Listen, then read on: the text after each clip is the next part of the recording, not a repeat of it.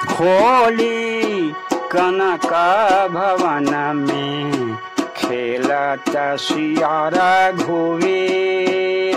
होली कनक भवन में खेलत सिया रघुवीर। के कर हाथ कनक पिचकारी, के कर हाथ कनक पिचकारी, के कर हाथ अबीर।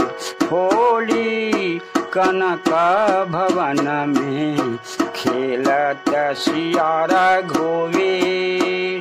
होली कनक भवन में खेलत सिया रघुवीर।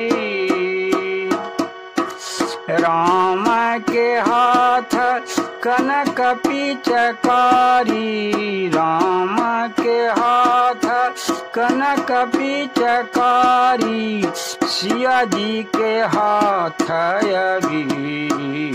होली कनक भवन में खेलत सिया रघुवीर। होली कनक भवन में खेलत सिया रघुवीर। होली कनक भवन में खेलत सिया रघुवीर।